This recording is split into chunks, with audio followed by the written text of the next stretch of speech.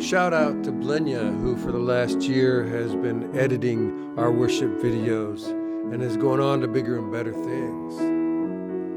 Thank you, Blenya.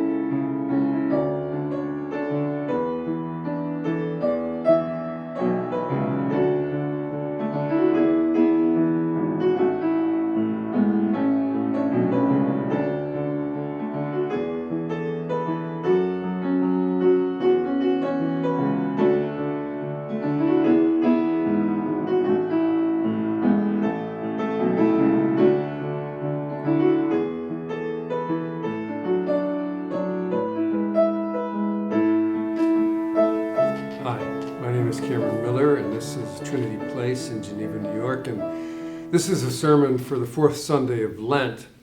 And if you're not watching this as part of our worship video, the two readings from which I'm going to spring, one is, which I'll read an excerpt from, Sleeping in the Forest by Mary Oliver, and the other is the Gospel appointed for this Sunday from the Revised Common Lectionary, which is John chapter 3, verses 15 to 21.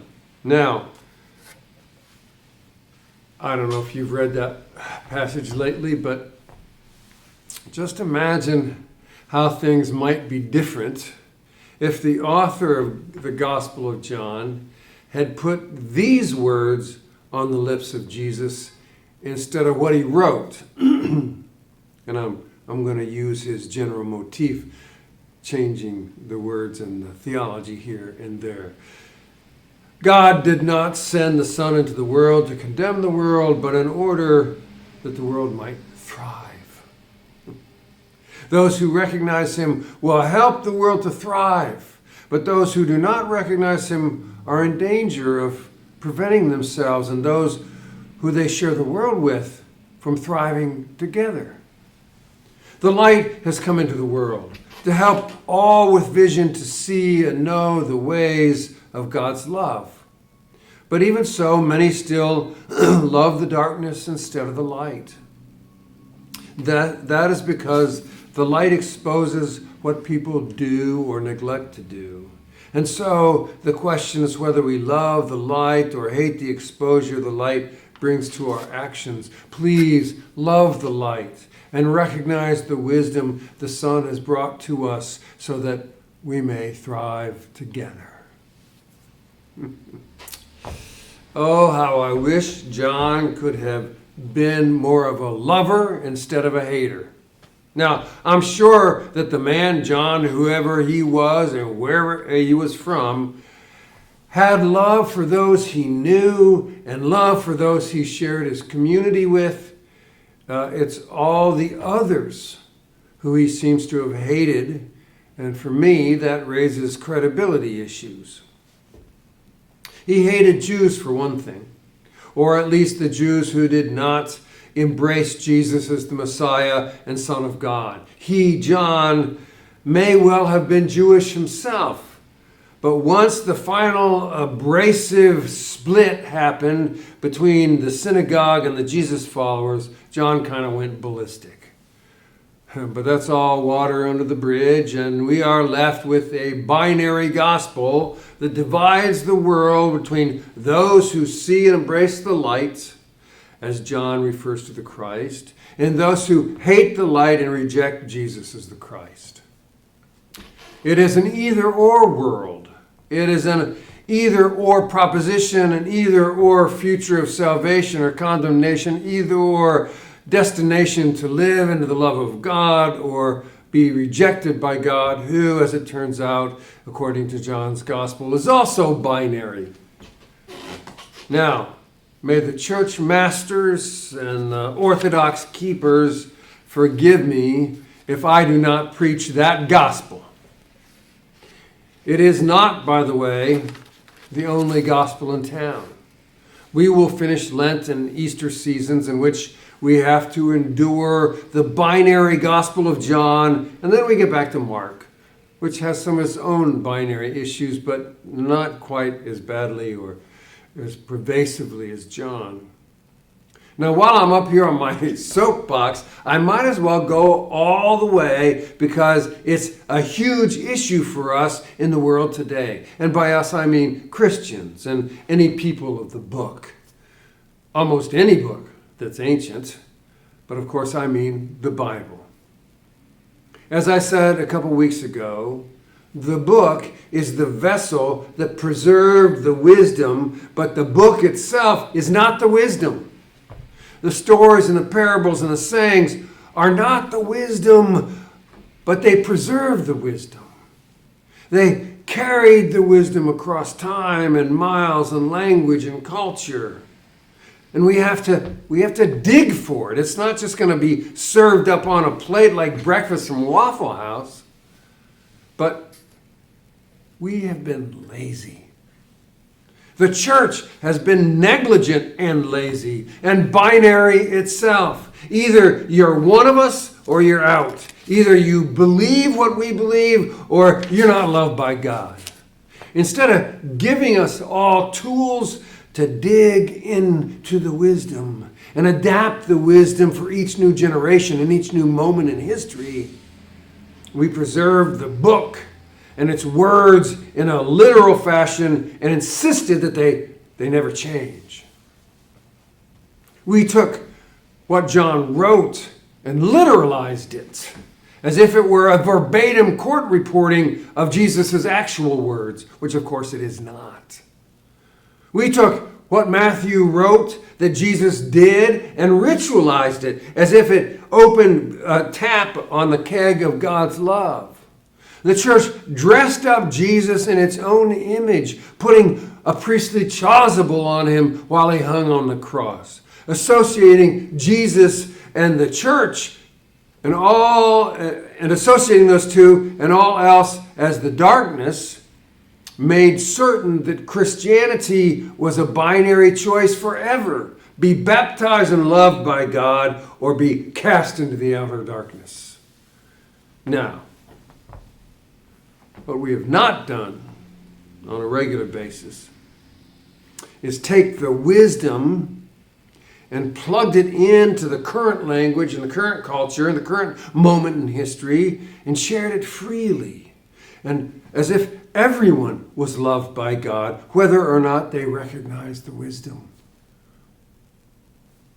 To put it in today's gender terms, our spiritual wisdom and the love of God are fluid, not binary. God so loved the world that God loved the world. Whether or not we recognize Jesus as the only Son of God, and whether or not we embrace Jesus as a wisdom teacher, and whether or not we think Jesus is a figment of historic imagination, God still loves the world and those of us in it. God, the creator of all that is, demonstrates the principle of abundance and abundant love with a creation that is full of energy, that cannot be destroyed, but only transformed. And by the way, that's science as well as theology. We want, instead, scarcity because it's binary. Either we have it or we don't. Either we're rich or we're poor. Either we're powerful or we're vulnerable. Either we are accepted or we're rejected. We like our world that way because it's simple and clear, and we know who's good and who's bad and what the right and what the wrong is. Yay, scarcity. But God, if we're talking about evidence-based theology, God created the cosmos and all that is in it on a very different principle, one that, well, is more fluid. You see, abundance shows itself in different forms, in different situations, and it's really hard to define in static terms. Now, I've been blessed in my life with the privilege of having shared community with people who were poor by our standards of excessive commodities and creature comforts, and yet they were incredibly wealthy in the richness of sharing resources and interdependence and participation in common commitment. We would look at them from the outside and call them third world, lacking in consumer goods, living on the edge, just poor. But in our culture, that's because in our culture, there's a lack of abundance when it comes to true community and the nurture of relationships across property lines and economic class. We have lots of stuff, but we lack cohesion and gracefulness, graciousness, kindness, and we therefore lack hope. But those folks, the ones that I knew, lacked appliances and digital technology, but they exuded a sense of community, of joy, of reciprocity, and therefore hopefulness.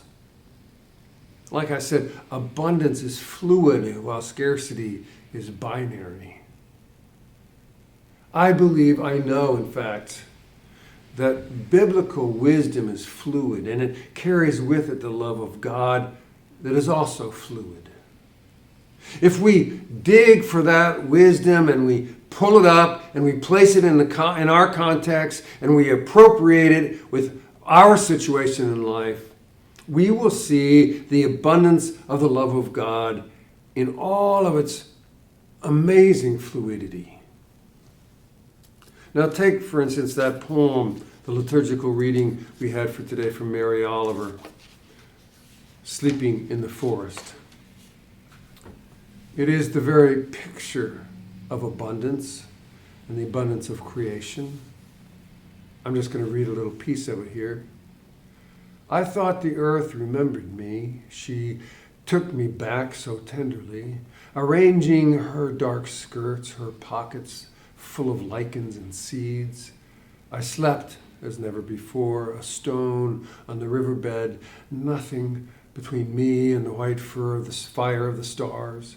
But my thoughts, and they floated light as moths among the branches of the perfect trees. All night I heard the small kingdoms of breathing around me, the insects and the birds who do their work in the darkness. You see, we may look at the forest at night and see darkness, a large screen of lightlessness, but there in the dark are the minions of abundance, the lichens and seeds, the moths and birds, the trees and stars, the stones and branches. John wants only light and only dark, not all the life that is in the darkness that will grow into the light, that are in fact citizens in the light, even when the light is not present. Mary Oliver, I think, paints a better picture of light within the darkness than does John, who wants to exclude anything that is not what he calls the light. And by saying that, I do not mean to imply that the Gospel of John is all wrong. There is wisdom aplenty to be mined from within that Gospel, so long as we go digging with the understanding that the love of God is fluid, not fixed. In fact, we can say the same thing about the Gospels, all the Gospels. We're used to thinking that there are 4 Gospels divided by names that appear on the cover. That is, they're fixed. They are a beginning and an end. They are limited. There is limited space within them to hold wisdom, and limited wisdom fixed by prescription. But what if instead we thought of one gospel holding an endless stream of wisdom found in an abundance of ancient texts with a multitude of names and some with no names. In fact, one gospel beginning with the book of Genesis and unending, because some of the texts are actually being written still, right now. Talk about fluidity. The love of God and the wisdom that evokes that love is not fixed. it is fluid. It moves like a river, like the river that it is, overflowing the levees and dams and all of our efforts to shape or limit its flow. When our love is fluid, it flows, that love of God flows through us. And when our love is fixed by scarcity, the love of God flows over and past us. It is way, way, way, way past time for us to change how we talk about being Christian in a world that is so over it, so post-Christian. We have so much wisdom to share because we have so much of the love of God to share. But we need to do it in language and metaphor and ritual and music and spiritual practice that speaks with our moment and to our moment in time. So forget all the binary talk. Let's get fluid. Peace be with you. Shout out to Blenya, who for the last year has been editing our worship videos and is going on to bigger and better things. Thank you, Blenya.